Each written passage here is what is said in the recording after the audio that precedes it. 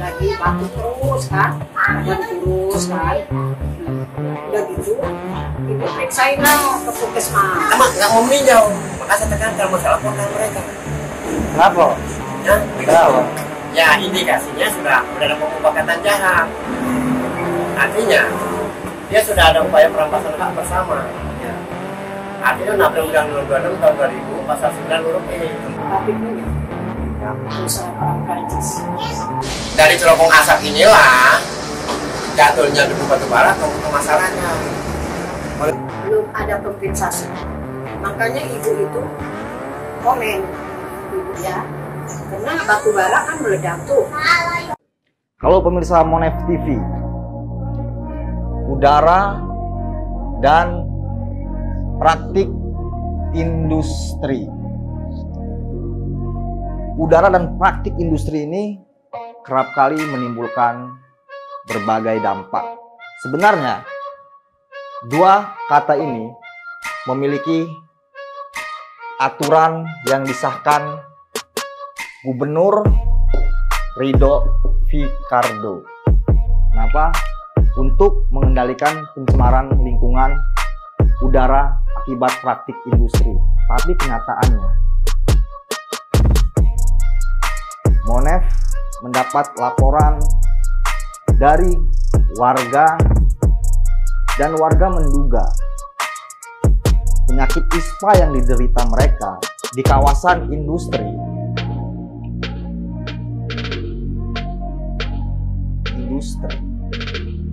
karena dampak dari debu batu bara yang terlempar oleh cerobong asap pabrik pembuatan CPO. Namun apakah benar hal itu terjadi karena praktik industri dan belum ada kompensasi dari perusahaan yang melakukan praktik industri tersebut? Monev telah menyusurinya dan Monev analisa tertuju, akuntabel, dan transparan telah memasuki kawasan industri dan pemukiman yang diduga terjadi pencemaran udara di sana. Saksikan Monev TV.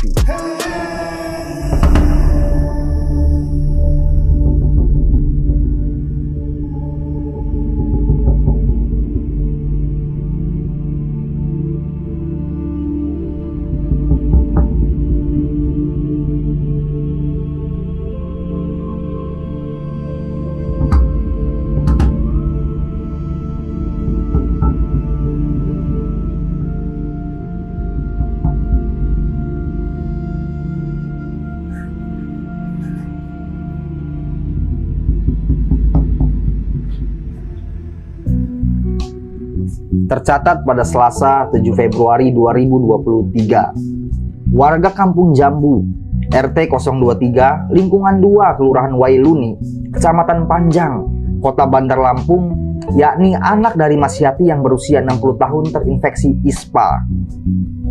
Warga sekitar bernama Entin yang kira-kira usianya 60 tahunan juga terinfeksi penyakit serupa. Dugaan mereka, penyakit ISPA timbul karena limbah debu dari salah satu perusahaan industri di sekitar pemukiman. Imbas produksi itu sampai ke halaman, bahkan masuk melalui jendela rumah warga. Nah, udah batuk-batuk dari pagi itu sampai malam, sampai pagi lagi batuk terus kan, badan kurus kan. Nah, udah gitu ibu periksain lah ke puskesmas. Nah, di puskesmas dia minta cek lab darah itu, cek lab apa, dahak. Nah, Bu besok bawa dahaknya ke sini ya Bu, katanya di lab ya. Saya bawa ke sana. Nah, dia positif paru-paru. Anak ibu ini katanya paru-paru. Sekarang katanya ibu harus dirujuk. Nah, jadi ibu mau dirujuk kemana ini? Kata saya ke rumah sakit umum daerah aja lah. Nah, jadi dikasihlah surat rujukan ke rumah sakit umum daerah. Nah, di situ periksalah sama dokter Adi Dodo apa ya, di situ ada tuh surat-suratnya. Periksa sama dia, katanya kena paru-paru. Sejak kapan? tahun 2021. Tadinya kerja apa sih, Pak? Tadinya anak saya kerja di BW, bagian listrik. Sekarang gara-gara Iya, nggak kerja lagi, udah lama gitu. Nah, masih bisa beraktivitas. masih, nah masih ya udah gitu aja pokoknya dia nggak ini lagi gitulah. Pokoknya dia kadang-kadang udah nggak kerja lagi lah, udah gitu aja. Nganggur. Kemarin ke rumah sakit mana rujukannya? Rumah sakit umum daerah, Itu biayanya gimana? pakai jam kesda itu, jam kesda apa ya, jam kesmas. Udah ada di sini udah berapa warga punya kena? Di sini baru ibu sama ibu itu entin. Iya, mungkin yang lainnya nggak tahu ya, karena yang lain nggak pernah laporan ya. Kepada siapa mereka mengadu?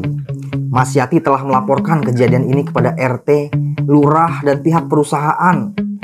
Sebagai warga asli yang telah bermukim di Kelurahan Wailuni hingga turun-temurun, Mas Yati menyesali hasil laporannya.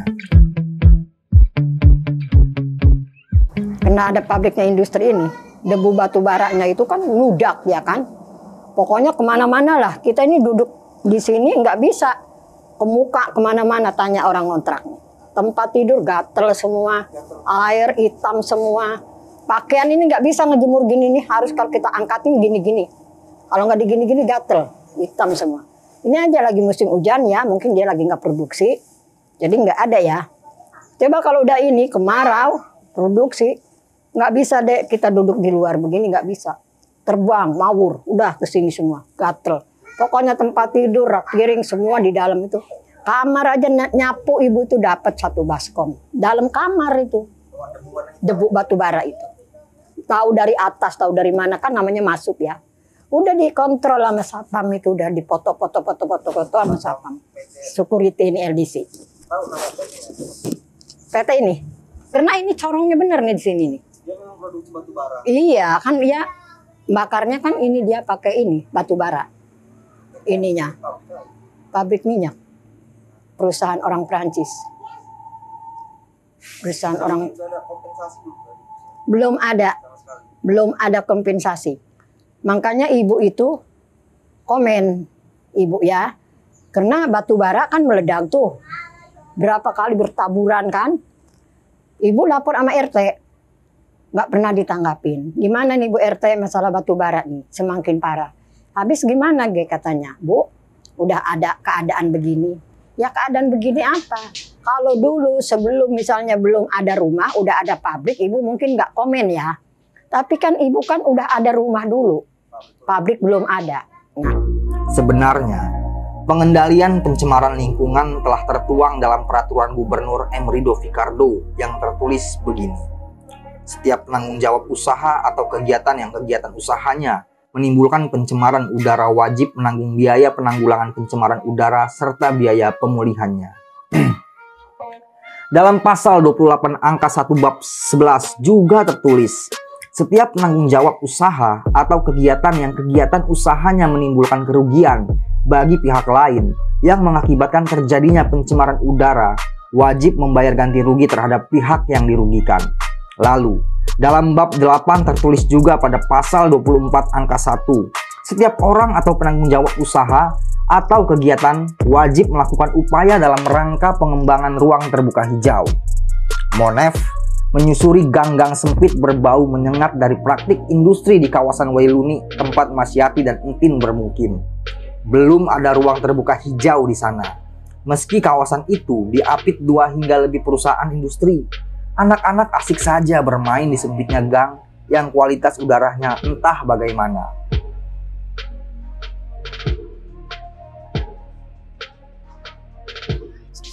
Yang makan sehari-hari.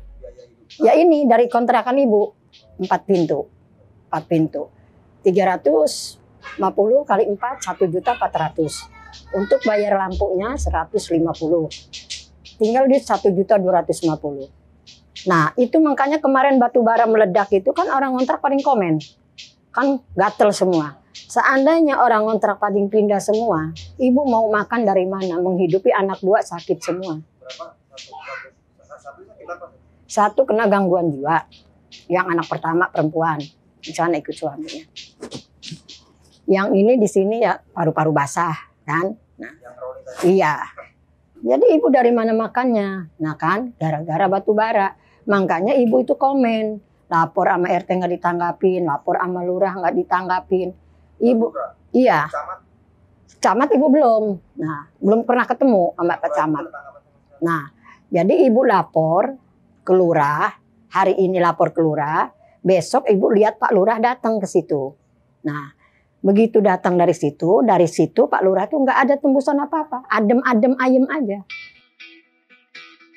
Pemerintah dan DPRD Kota Bandar Lampung perlu mendorong pengelola perusahaan untuk mengeluarkan dana pemeliharaan lingkungan atas praktik industri yang telah mengganggu kesehatan warga sekitar.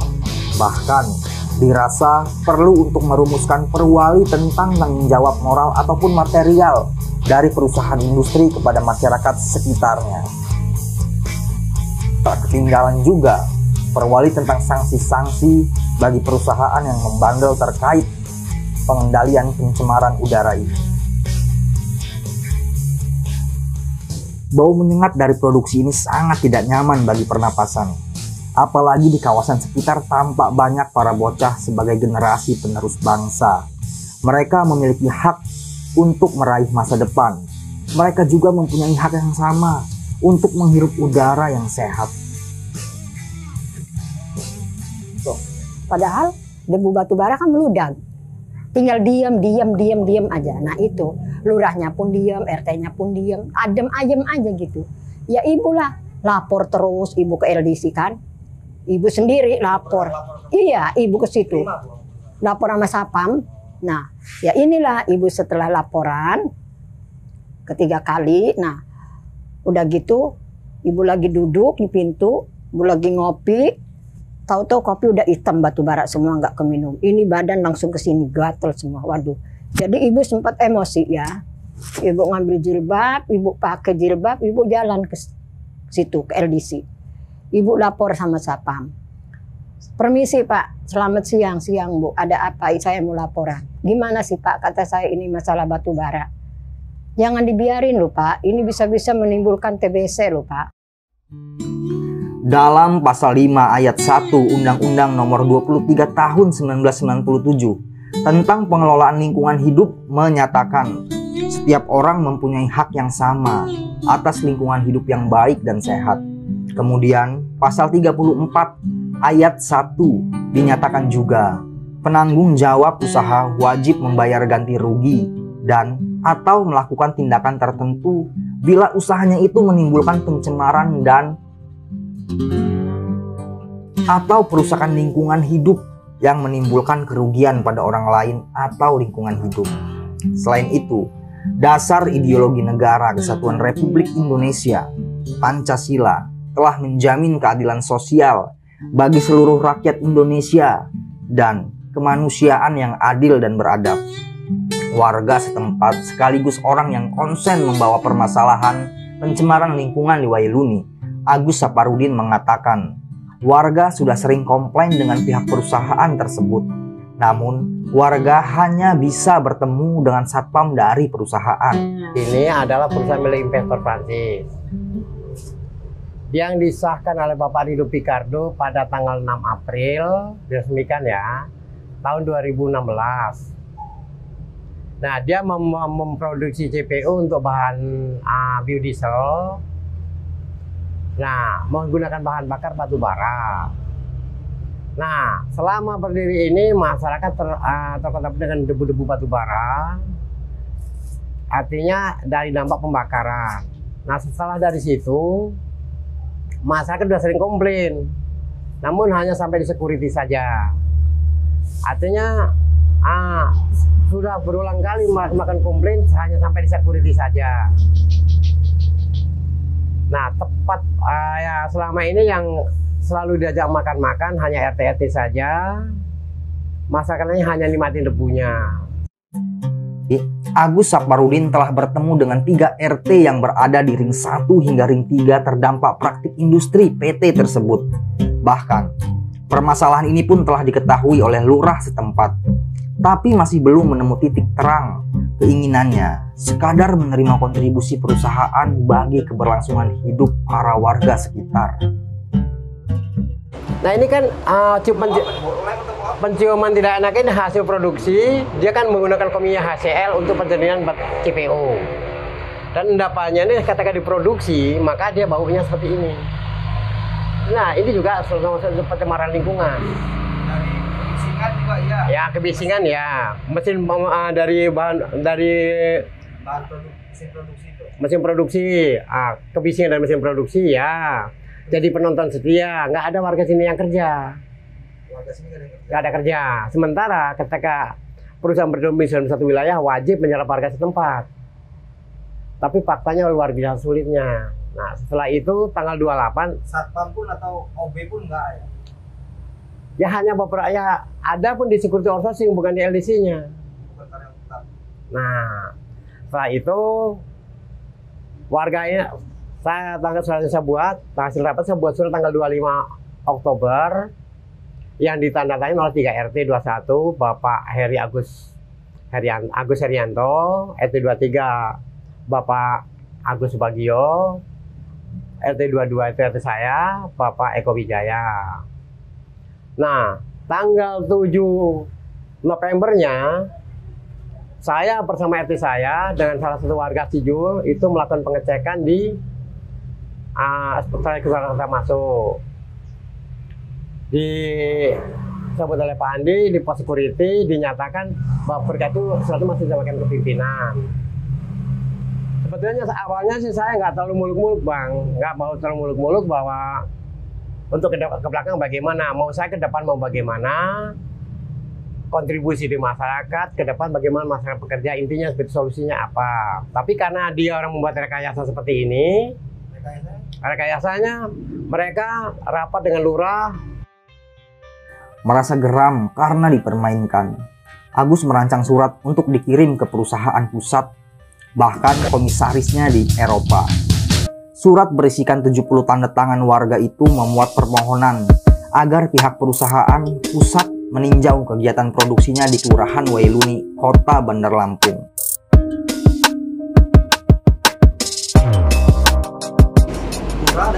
Lurah, manajemen perusahaan dengan dengan RT 21 dan 23. RT kami Pak Eko Wijaya karena usulan untuk warga tidak diterima, maka RT kami nggak ngikutin. Itu makan-makan. Ya, maka begitu merapat masalah surat kita lah. Tahu dari mana makan-makan? Karena kan laporan semua warga. Sorenya RT 2023 saya tanyakan Pak Agus Bagio. Pak Agus, sayoganya sebelum dirapatkan dengan pihak manajemen dimanapun, dimusyawarahkan dengan warga, apa sih item-item yang harus diajukan? Nah, itu intinya. Untuk apa? Nah, artinya untuk dari masalah kontribusi, dari masalah pekerjaan seperti apa, kan begitu dimusyawarahkan lebih dulu. Dia ada perusahaan tidak mau, ya oke Pak, kalau perusahaan nggak mau, kan harus dirapatkan dulu. Kenapa nggak mau? Ya nggak tahu, karena selama ini mereka hanya kerja koordinasi dengan RT-RT yang lama. Jadi selalu setiap habis akhir puasa, mereka buka bersama di restoran. Warga hanya jadi penonton setia. Artinya sudah ada koordinasi tapi di tingkat aparatur aja ya warganya. Ya. Kontribusinya pun nggak ada. Nah, nggak dirasakan Pak. Nggak dirasakan. Nah disitulah sebetulnya pada tahun 2001 anaknya ibu ini itu terkena ISPA. 2021. Bulan apa tahu? Kurangnya tahun 2021 aja anaknya dirawat. Nah setelah itu selanjutnya ini kami akhirnya apa dia nantang seperti itu, saya naikkan surat ke pusat, ke LDC pusat yang bertanda tangan sekitar 77 warga dengan KKK dan KTP yang saya lampirkan. Untuk pengajuan kita minta pimpinan atau direktur atau komisaris LDC pusat turun di Lampung menanyakan di masyarakat selama berdiri sudah berikan kontribusi apa, kemudian berapa banyak warga sini yang bekerja, apa solusinya, itu yang kita tanyakan. Sebagai warga yang turut memerhatikan kesehatan dan kerugian masyarakat, Agus heran Karena hasil pertemuan aparatur kampung dengan manajemen perusahaan ternyata memunculkan paguyuban Kampung Jambu. Dirasanya, paguyuban itu tanpa struktur. Hasil dari paguyuban itu pun dianggap tak relevan dengan permasalahan yang ada. RT 2021, RT 023, karena lagi-lagi RT kami Pak Eko Wijaya mengusulkan agar ada pendampingan warga, ditolak, maka RT kami tidak ikut. Ditolak oleh siapa? Oleh mereka. Tidak ikut rapat. So kembali dari Jakarta sudah ada yang namanya paguyuban tanpa struktur. Nah, paguyuban masyarakat Kampung Jambu tidak ada struktur. Dan itu nggak disetujui warga ya? Ya, strukturnya pun nggak ada, siapa-siapa ketuanya nggak ada, gimana mau setuju, warga pun nggak tahu. Paguyuban untuk apa tujuannya? Nah, paguyuban itu mengakomodir 8 item tuntutan. Soalnya sudah ada ACC.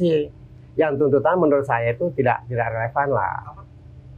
Kayak toa masjid, terus kayak isanya gaji marbot, pembayaran listrik, ya kan, WC umum, air bersih. Nah ini penerangan siskamling kan nggak masuk akal. Berapa biayanya? Saya nggak tahu karena mereka kan kontra ujung dengan kita, berjalan terus.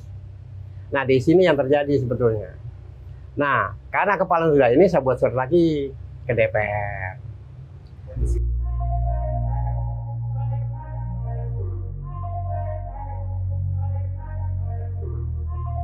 Melihat masalah yang berlarut-larut, ia mengajukan surat ke Komisi 3 DPRD. Atas dasar itu, pihak tersebut meminta data pemberian kontribusi perusahaan untuk masyarakat dari tahun 2016 hingga 2022. Selain itu, Komisi 3 melakukan sidak, tapi menurut Agus, sidak belum menyentuh lapisan masyarakat yang terdampak. Ke DPR direkom di Komisi 3. Dalam keputusan rapat itu, DPR akan meminta data pemberian kontribusi di masyarakat dari 2016 sampai 2022. Sepakati itu dan tegaskan nanti kalau memang terbukti ini nggak ada ini, saya akan lapor ke Polda, kata orang Komisi 3. Nah, udah itu disidak. Pak Agus siap ya untuk nggak usah dibawa warga, cukup diwakili Pak Agus saja. Siapa? Tanggal 7-nya, 7 Februari kemarin, dilakukan sidak. Apa? Sidak. Nah, tanggal 6 ke tanggal 7. Namun sidaknya di ruang boiler, di mana pemasukan bahan bakar tidak ada polusinya. Selesai dari situ saja mensidak, karena akhir dari boiler pembakaran kan diterobong asap yang kemudian jatuhnya di masyarakat. Nah, disinilah tidak mau sidak, dia saja ke warga, baik lingkungan hidup yang hadir maupun Komisi 3 tadi.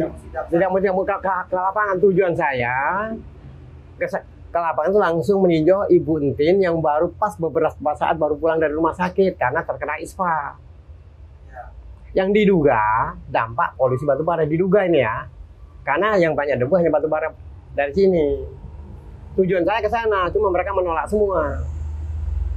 Itu Bang. Tidak sidak ke Ibu Entin? Masyarakat nggak pernah. Tapi ke cerobong asap itu? Enggak, ke dalam, dari tempat di boiler. Hanya di boiler aja? Di boiler, tempat masuknya nggak bakal ada polusinya di situ. Kenapa Pak? Nah enggak, ya karena kan masukan di situ pembakarannya kan keluar dia Pak.